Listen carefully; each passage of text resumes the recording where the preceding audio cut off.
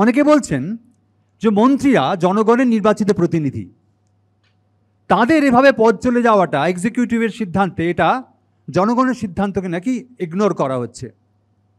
আচ্ছা, মন্ত্রীরা বা এমএলএরা একটা দল থেকে ভোটে জিতে যখন আরেকটি দলে চলে যান, তার ভোট কর্মীদের বুড়ো আঙুল দেখিয়ে, ভোট দাতাদের বুড়ো আঙুল দেখিয়ে, নিজের স্বার্থে নিজের লোভে অন্য দল পাল্টে নেন, তখন কি জনগণের সিদ্ধান্তকে অনার করা হয়?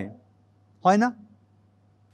যখন একই লোক বিধানসভার বাইরে বলে আমি একটা দলে আছি, বিধানসভায় গিয়ে বলে আরেকটা দলে আছি, জনগণের সিদ্ধান্তকে অনার করা হয়? হয় না।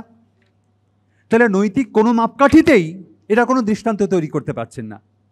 এবং কৌস্তব বলছিল আমাদের প্রধানমন্ত্রীর সদিচ্ছার কথা।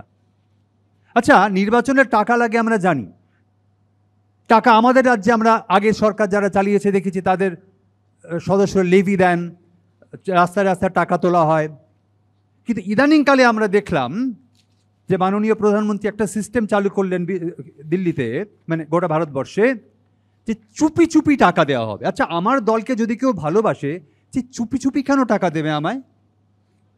আর চুপি চুপি যে টাকা দেবে, সে এমন কিছু চাইবে যা চুপি চুপিই চাইতে হয়, যেটা জনগণের স্বার্থের পরিপন্থী।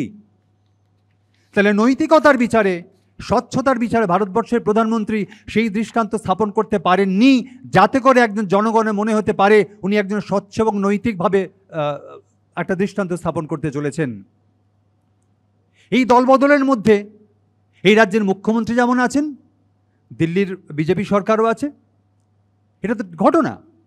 যারা তৃণমূলে থাকতে যাদের চোর বলা হয়েছিল, বিজেপি তাদের সাদরে বরণ করেছে। আবার একইভাবে সেই দল থেকে আবার যখন তারা তৃণমূলে ফিরে এসেছে, তৃণমূল তাদের সাদরে গ্রহণ করেছে।